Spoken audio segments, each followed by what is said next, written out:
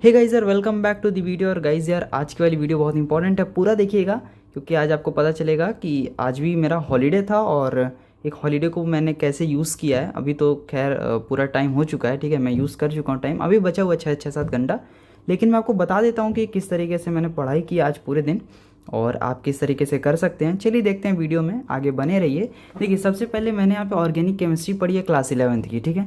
अभी ये पूरा नहीं कंप्लीट हुआ है, ठीक है। इसमें हमारा मैं अभी पढ़ रहा हूँ नॉमेनक्लेचर फंक्शनल ग्रुप का, ठीक है। जैसे यहाँ पे अल्कोहल है, ठीक है। सेकंड पेज में देख सकते हैं एल्डिहाइड है, फिर उसी में कीटोन भी है, ठीक है। एल्डिहाइड कीटोन एक साथ है। फिर उसके बाद यहाँ पर ये कार्बोक्सिलिक एसिड और एसिड हैलाइड एक साथ है, ठीक है। यहाँ तक मैंने आज पूरा पढ़ लिया है और इसका मतलब ये है कि इतना मेरा जो है अब मैं रिवाइज़ कर सकता हूँ। अगली बार के लिए ये मेरा रिवीजन वाला टॉपिक हो जाएगा, ठीक है। अब जैसे देखिए, क्वेश्चंस अगर लगाना है तो क्वेश्चंस तो अभी मैं नहीं लगाऊंगा, ठीक है। पहले ये पूरा कंप्लीट हो जाएगा तब देख सकते हैं। यहाँ पे बुक रखी हुई है नीट यूजी की केमिस्ट्री, ठीक है, फिज़िक्स वाला की बुक है। उससे मैं पढ़ूंगा, उससे मैं क्वेश्चन लगाऊंगा। और बुक तो सबसे बेस्ट होती है एनसीईआरटी, जो कि आपको थियरीज़ प्लस मतलब ज़्यादातर इनऑर्गेनिक ऑर्गेनिक के लिए आपको बेस्ट है।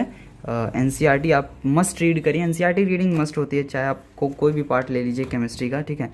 अगर आप वो नहीं पढ़ेंगे तो आपको समझ नहीं आएगा कि बुक का अप्रोच कितना है हमें बताने का।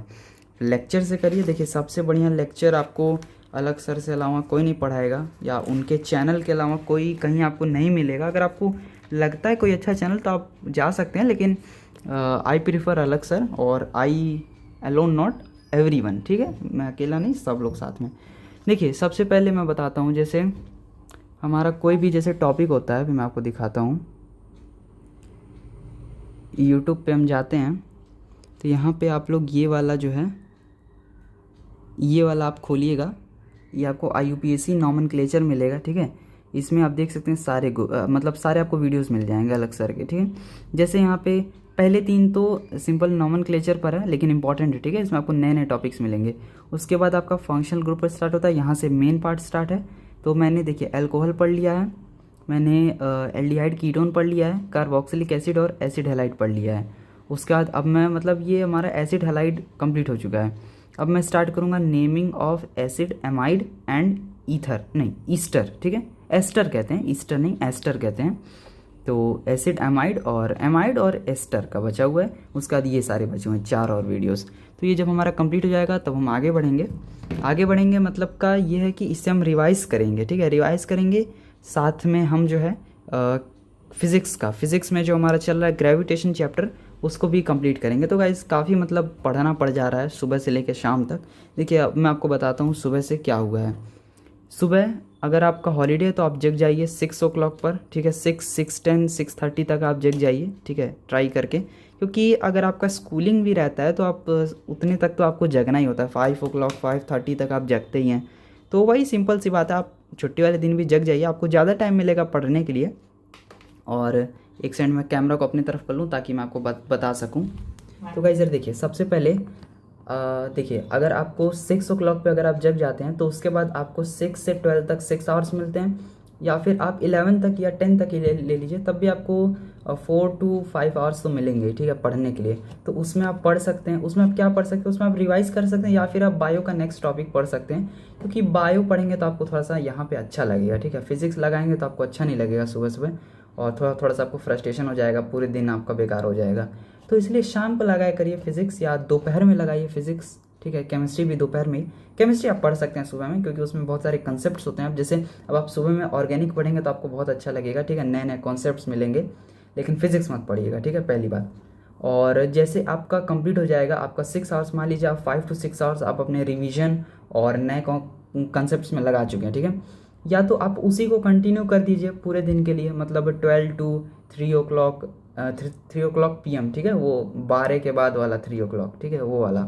तो वो 3 घंटे आप या तो कुछ नए टॉपिक पढ़िए, जैसे फिजिक्स हो गया, फिजिक्स में आप जो चैप्टर पढ़ रहे हैं उसके क्वेश्चंस लगाइए, फिजिक्स में क्वेश्चंस लगाया करिए, ठीक है, सबसे ज़्यादा। उसके बाद जैसे अभी मैं बताता हूँ मैंने क्या किया। मैंने जस्ट जो है सुबह में मैंने रिवाइज़ किया था केमिकल बॉन्डिंग रिवाइज़ करने के बाद, क्योंकि थोड़ा बड़ा चैप्टर है केमिकल बॉन्डिंग, तो थोड़ा बहुत रिवाइज़ करना पड़ता है। और मैंने बायो का रिवाइज़ किया था मॉर्फोलॉजी ऑफ फ्लावरिंग प्लांट्स, ठीक है। ये दोनों करने के बाद मैं आ गया ऑर्गेनिक केमिस्ट्री पर। ऑर्गेनिक केमिस्ट्री को पूरा रिवाइज करने के बाद हमारे पास बहुत सारा समय बचा था, रिवाइज नहीं सॉरी पढ़ने के बाद हमारे पास समय बचा था, तो वो थोड़ा सा आप इंजॉय करिए, ठीक है। आधा घंटा आप लगा सकते हैं इधर उधर, लेकिन ज़्यादा नहीं, ठीक है। आधा 1 घंटा बीच बीच में आप करते हैं, हर बार नहीं, थोड़ा सा। जैसे 3 o'clock तक अगर आप पढ़ें तो 3:34 तक आप रेस्ट करिए या फिर कोई और काम करिए, ठीक है। ऐसे ही पढ़ाई में कोई और काम कर लीजिए, आप फ़ोन देख लीजिए ये सब। फिर उसके बाद आप फिर से पढ़िए, और जब आप पढ़ेंगे ज़्यादा तो आपका सिलेबस देखिएगा कंप्लीट हो जाएगा और आपको रिवीजन का टाइम मिल जाएगा बहुत अच्छा।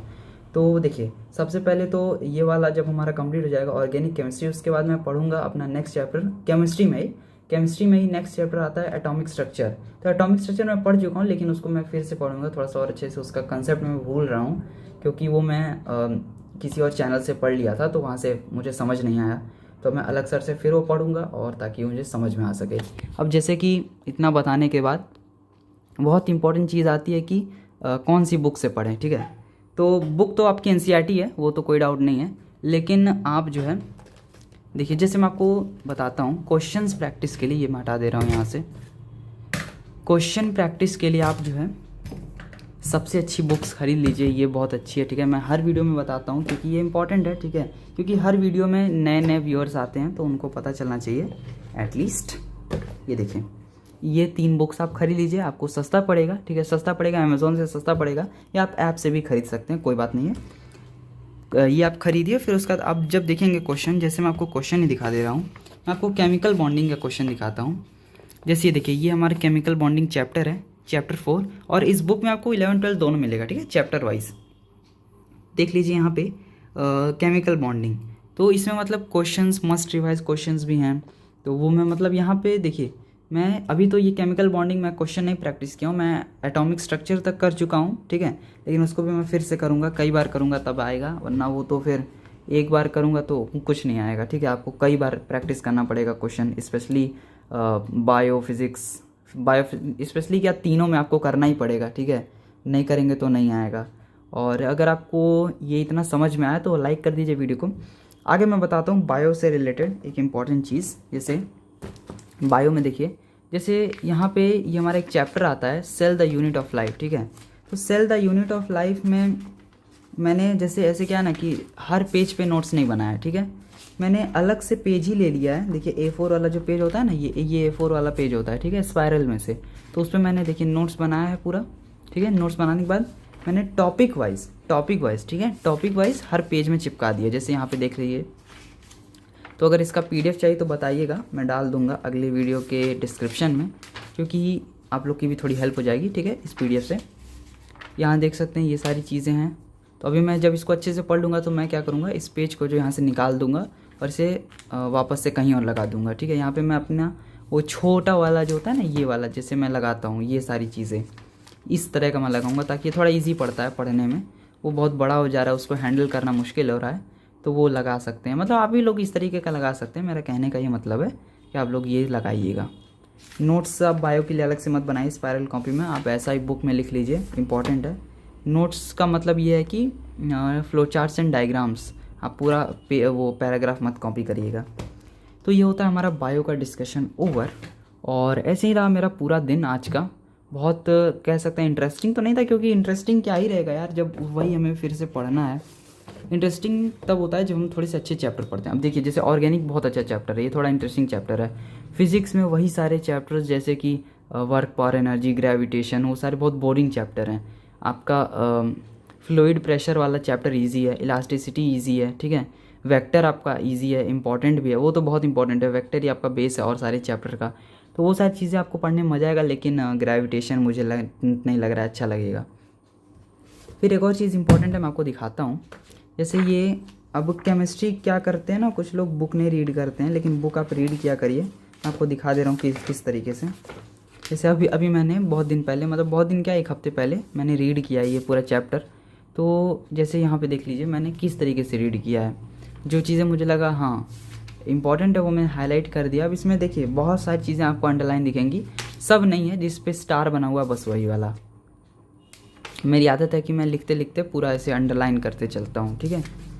तो वो इम्पॉर्टेंट भी है, ताकि आपको हर लाइन का मतलब अच्छे से समझ में आएगा। आप समझ जाइए तभी आप अंडरलाइन करिए वो लाइन। तो इस तरीके से आप देखिए मैंने केमिकल बॉन्डिंग पढ़ा हुआ है, और थोड़ा मतलब ये थोड़ा कठिन चैप्टर है, थोड़ा कंसेप्चुअल है, क्योंकि अकेले इनऑर्गेनिक में ये बहुत बड़ा चैप्टर कवर करता है बहुत अच्छे नंबर से। और जब से वो सारे आपके निकल गए हैं, जैसे बहुत सारे चैप्टर्स इसमें से एलिमिनेट हो गए हैं, 24 में ही हो गए थे वो तो मुझे लगता है, ठीक है। तो उसके बाद से ये केमिकल बॉन्डिंग बहुत बड़ा चैप्टर हो जाता है, इंपॉर्टेंट चैप्टर हो जाता है, क्योंकि इसमें बहुत सारे टर्म्स हैं, बहुत सारे थियोरीज़ हैं, जैसे वीबीटी हो गया, फिर आपका एमओटी हो गया, फिर वीएसईपीआर हो गया, हाइब्रिडाइजेशन हो गया, फिर मतलब ये सारे देखिए कोवेलेंट बॉन्डिंग के ही थियोरीज़ हैं, लेकिन बहुत इंपॉर्टेंट है। और ये बहुत इंपॉर्टेंट है आपको ऑर्गेनिक केमिस्ट्री में भी, क्योंकि ऑर्गेनिक केमिस्ट्री में ही आपको सिग्मा पाई बॉन्ड का मिलेगा बहुत सारे क्वेश्चन, फिर आपको हाइब्रिडाइजेशन पे बहुत सारे क्वेश्चन मिलेंगे।